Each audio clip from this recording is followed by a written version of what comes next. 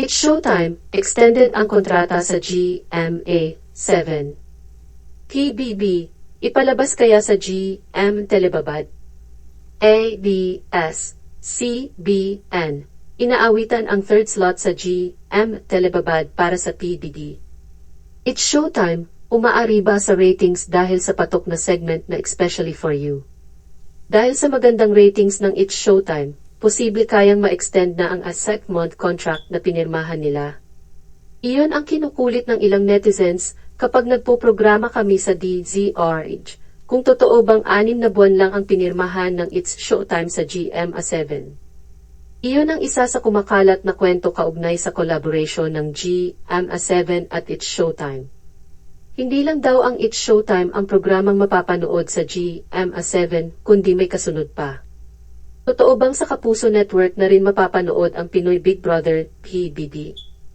Ang isa sa kwentong nakarating sa Tiktroika, hinihingi raw ng ABS-CBN ang third slot ng GMA Telebabad.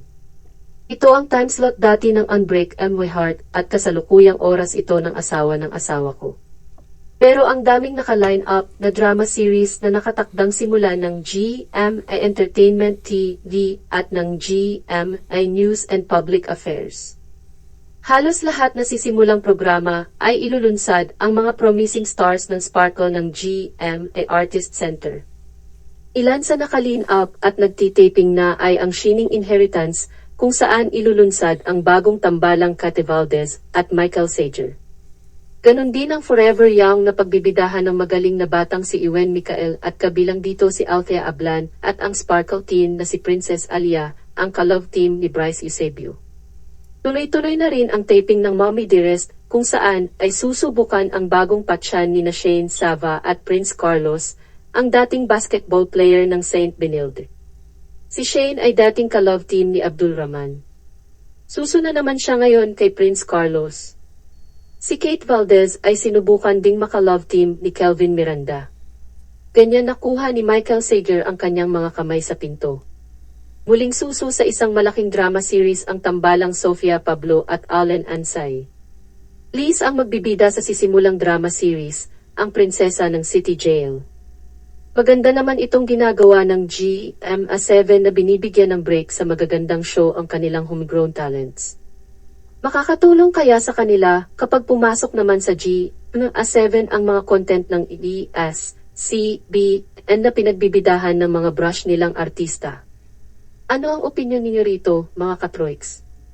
Ang isa pang maganda sa mga ginagawang drama series ng GMA7 ay mga competent actors din ang sumusuporta sa mga Sparkle talents kagaya ni Yula Valdez, Alfred Vargas at Michael Di Mesa sa Forever Young.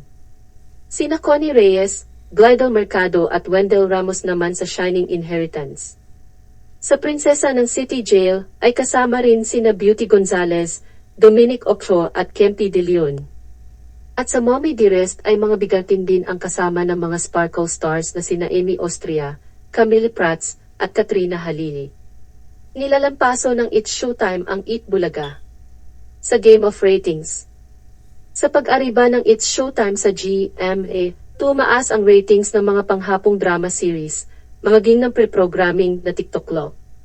Biruin mo, noong Abril 8, Lunes ay mas mataas pa ang rating ng TikTok Law na 4.4% kumpara sa Eat Bulaga na 4.3%.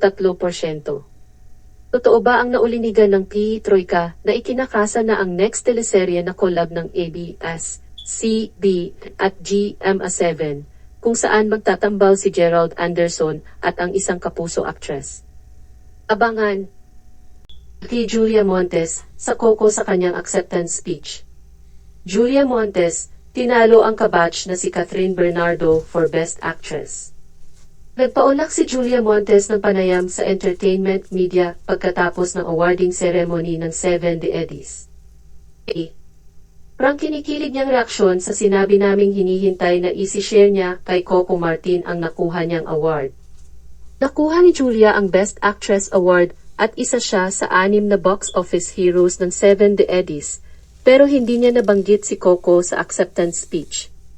Sa katunayan, Bago siya pumunta sa Marriott Grand Ballroom para dumalo sa 7 The Eddies ay pinadalhan pa siya ni Coco ng flowers na parang ito siguro ang lucky charm niya nung gabing iyon. Ah, hihi. Baka nga po, side na tala. Again naman daw nakasuporta sa kanya The Coco, lalo na sa kanyang career. Sobrang is again as supportive siyang. Lahat naman po siguro na napuntahan ko ngayon, narating ko po ngayon, parte rin naman po siya. Lahat ni Julia.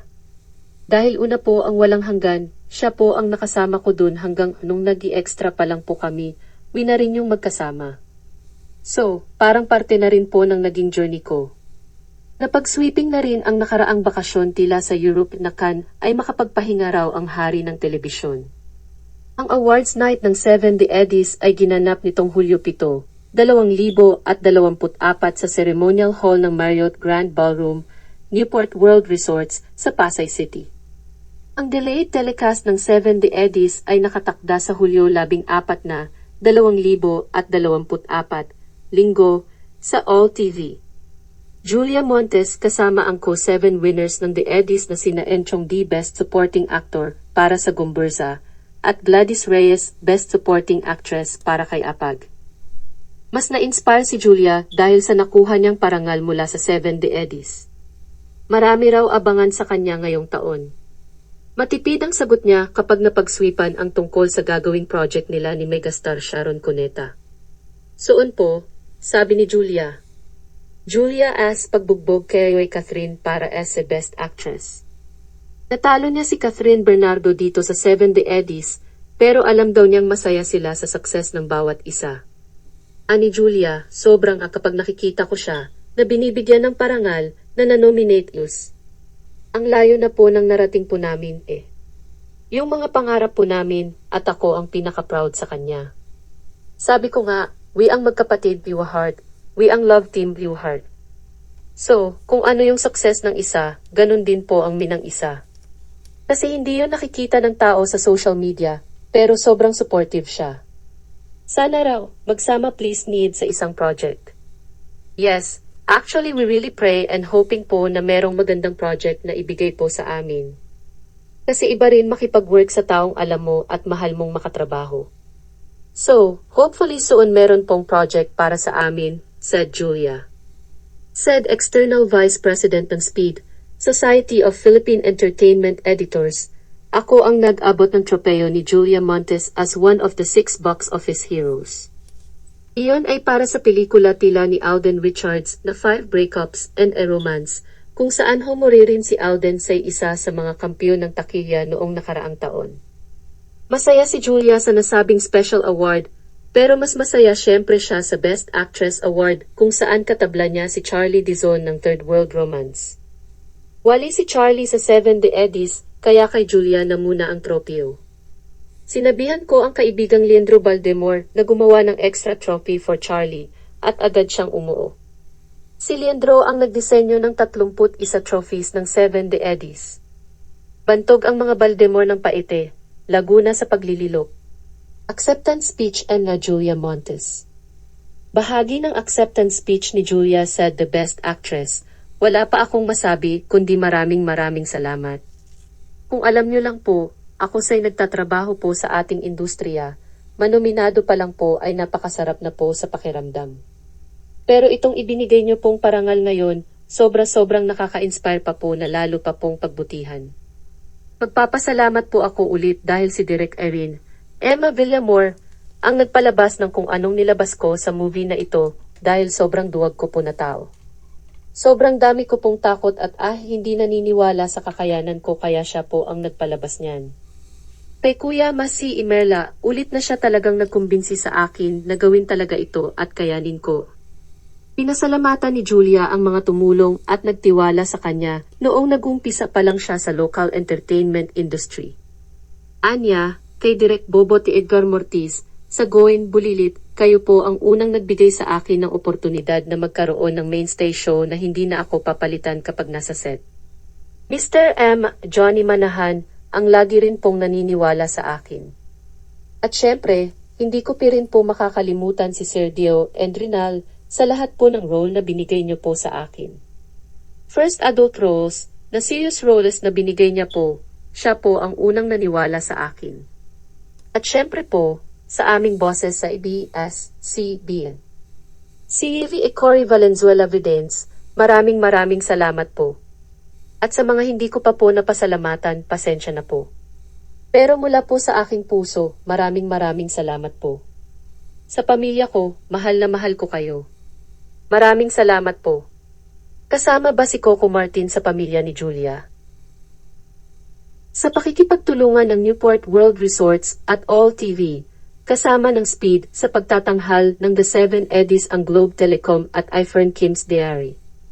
Katuwang din ang grupo ngayong taon sina DILG Secretary Benhur Abalos, Major Albi Benitez, Bielder Nirhe Ani Cochtan, Unilab, Front Row, Cat Corpus Atelier, Senator Chis Escudero, Senator Bong Revilla, Camille Villar, Senator Nancy Binay, former Ilocos Sur Governor Chavit Singson, Representative Arjo Atayde, Imelet Gorosp, Rowena Gutierrez, Camiseta, Casa Juan, at ang Echo Jam Entertainment Production.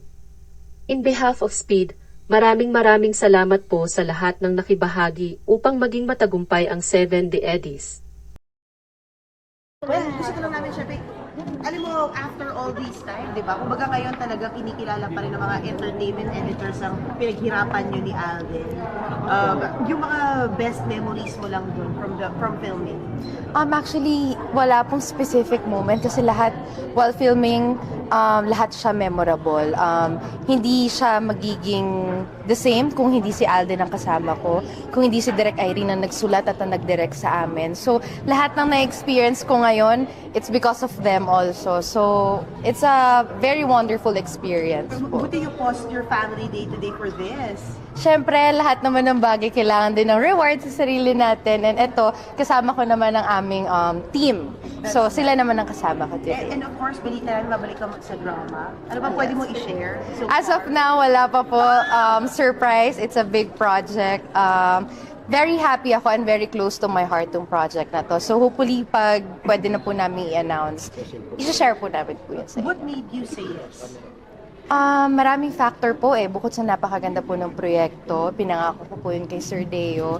So it's really close to my heart. And the story itself, maraming itatackle na hindi natin madalas natatackle. So medyo meron siyang lesson sa bawat isa. So yun yung gusto ko maging part. Hindi lang siya basta-basta teleserye or series. So yun po yung dapat nila abangan. Ang hirap, hindi po pwede Hindi i-disclose. pwede kahit anong lesson man lang. Medyo bawal pa po.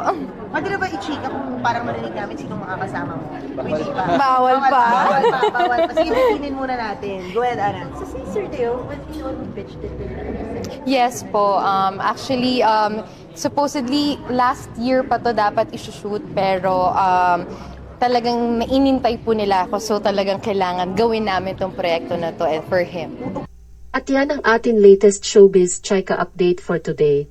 Double hindi kalimutan mag-subscribe, click the notification bell for more showbiz chika updates, like and share the video. Maraming salamat at magandang buhay sa lahat.